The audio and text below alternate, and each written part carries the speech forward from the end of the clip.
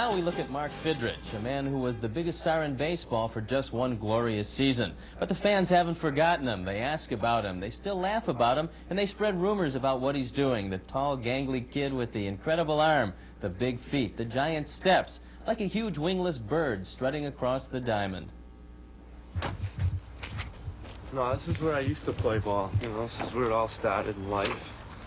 And, you know, I used to get a lot of frustrations out. Probably did a lot of crying here, too. That's when I started growing up, is right here. It's called Memorial Field in our town of Northborough. And to me, you know, if I didn't have this, I might not have got where I was in life playing ball. He had an incredible rookie season in 1976. His record was 19-9. His ERA was a league-leading .234. He filled up the park for the fifth-place Tigers. He was baseball's biggest draw. He told us about his first day as a rookie in the minor league. Manager looks at me and goes, "What's wrong, man?" I said, "You said pitch is over there, I pitch. You said infield is over there, I play shortstop.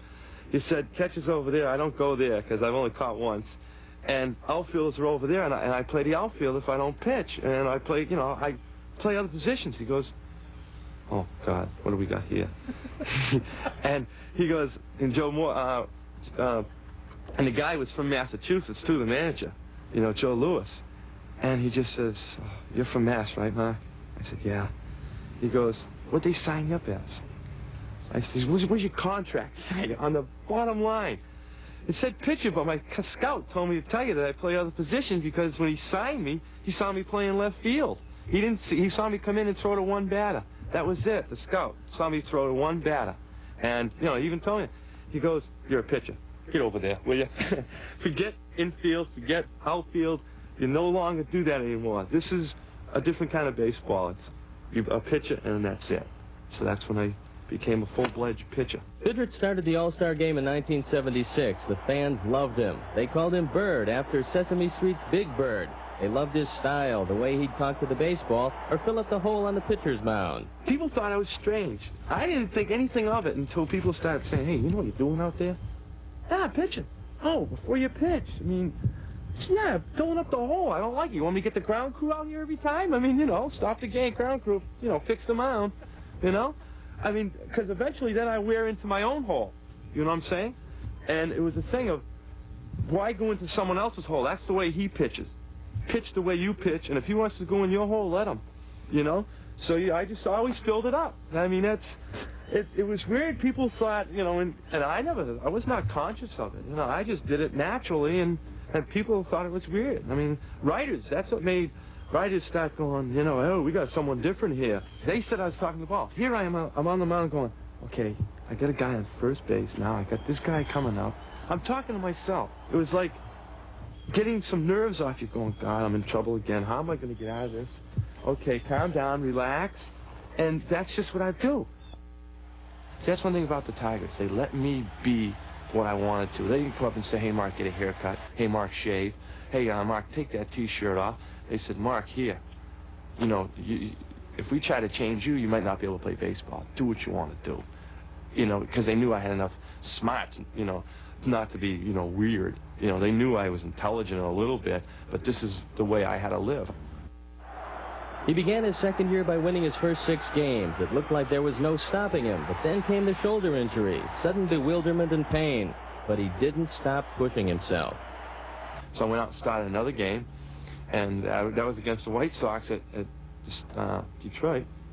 And I went like 3 innings, and he just came out and he says, "Oh, well, you know, you must," you know. I said, "I think I'm hurt.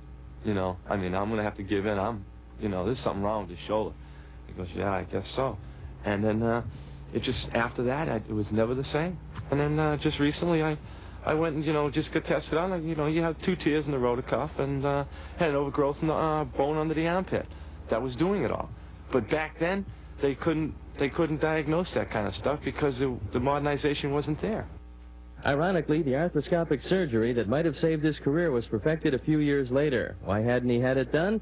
He surprised us by revealing that 8 weeks ago he had the shoulder repaired. No one knows. I don't believe I just brought it out. I was keeping it a secret to myself, you know, because, you know why? Because it was a mystery to me. I wanted to know why I had to get out of the game. I just eased my mind in one day and saying, It's over. I mean, but it's, and now I know why. And now you people know why, which is weird. You know, and it was funny to do it because when I had it done, it's like, okay, now you're going to get back in the game. And you say to yourself, 31, I've been out of the game for this many years, I got myself situated. I doubt it. So the Bird remains philosophical about a comeback, but the former superstar does wonder why, in this era of celebrity endorsements and appearances, his phone seldom rings. Magnum P.I., right? Use him for an example, right? Here he is. He carries a Detroit hat around. He's talked about me on the show, and Lou Whitaker and Alan Trammell go on the show. Why doesn't someone say, how come we don't have Mark Fidrych on the show? You know, just to come in. You know what I'm saying? Little things like that you look at where people told me, oh, that's going to happen. I mean, don't even, you have to think about it. And I'm glad I played it smart by saying, you're right, I'm not going to think about it because it's not, pull a negative attitude. It's probably not going to happen. If it happens, great. But don't bank on it. So Mark came home. He invested in a farm and a house on the hill for himself and his parents and got on with his life. So now I got my farm. My friend and I got a little business that we, cutting house lots out, putting in swimming pools. It's, now I got that. So when I came home, I didn't fall right. Even though I was nervous about, how am I going to pay, I didn't fall on my face. I had something to come back home to, like, get off my frustration. I used to go in the woods and just cut trees down. Down, baseball, I'm saying you just, to get, your anxiety out of you. You got to realize that, the game is still going to go on without you because they got someone else right behind you. And when you ever think that you got it made and that, you're irreplaceable, you're wrong because you find that out as soon as you're gone. Now, he can say that, but I'll tell you something. You can see it in his eyes and you can hear it in his voice. He wants to make a comeback. Well, when he looks at a pitcher like Rick Russell, who had the same type of surgery that he just had, he says to himself, well, Russell had a very good year this year. Maybe I can do it again. He's only 31 years old. He's got a shot at coming back if he still wants to pitch. Well, obviously, he's the kind who doesn't want to let loose. After all, when he was released here, he pitched for 7 years in the minor leagues trying to make that comeback. He's a guy who wants to try it. Here's a guy that I thought didn't really take good care of himself. He happened to live real close to me in Detroit when I played there. And, Mark hung out pretty late at night. I don't think players do that anymore. There's too much at stake. And I also think, because I was part of the Bird thing there in Detroit, living there, that they used to pitch him a little day early once in a while if they were going to leave town, or if they were going to come home, they used to take a couple days and skip dates so he could pitch at home. Obviously, more money in the coffers for Detroit.